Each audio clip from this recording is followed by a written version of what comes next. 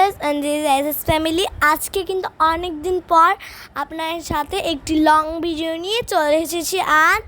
আর কারা কোথা থেকে দেখছো অবশ্যই কমেন্টে বলে যাবেন। আজকে হচ্ছে বুধবার, আম্মু বুধবার বানিয়েছে মাংস। আর মাংস রান্নাটা আম্মু কীভাবে রান্না এইটাই চলুন দেখে আসি আজ।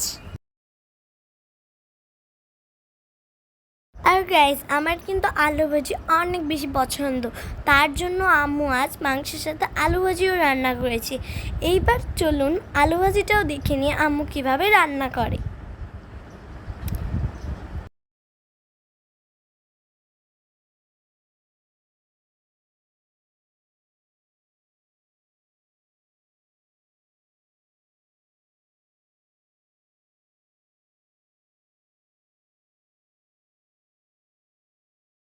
তো গাইস, এখানে আম্মু আলু কেটে ফেলেছে মাংস দেওয়ার জন্য, আর এখানে মাংসও কেটে ফেলেছে।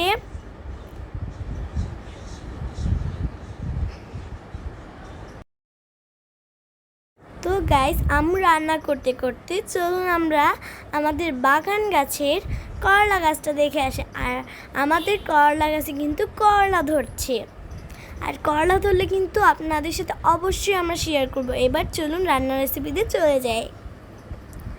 তো এখানে আম্মু এখন মাংসটা দিয়ে দিচ্ছে।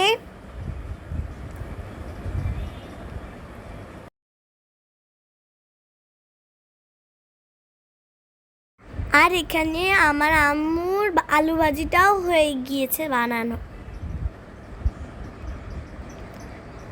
আলু ভাজি আর মাংস প্রায় তৈরি হয়ে গিয়েছে।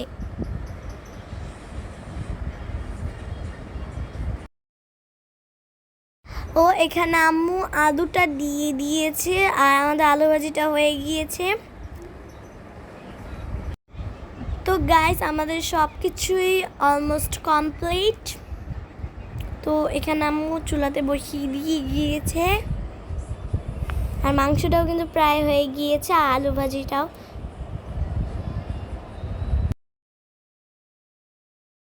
আর গাইস, আমি কিন্তু এর আগের ভিডিওতেও আপনাদের মাংস রান্নাটা দেখিয়েছিলাম। আগের ভিডিওতে বলেছিলাম যে আমাদের মাংসটা অনেক বেশি ভালো লাগে, তার জন্য মাঝে মাঝে মাংস রান্না হয়।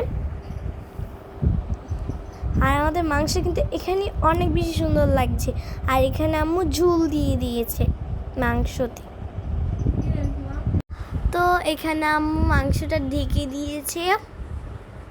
আর গাইস, এখানে আমি খুলে দেখি যে এত বেশি সুন্দর লাগছে মাংসটা।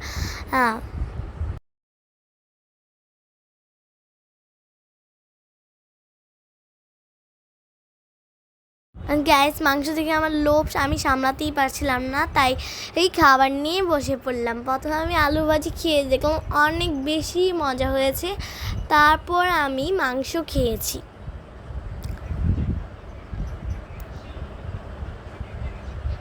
তো এখানে আমি আলু ভাজি শেষ করে মাংসটাও নিয়ে নিয়েছি।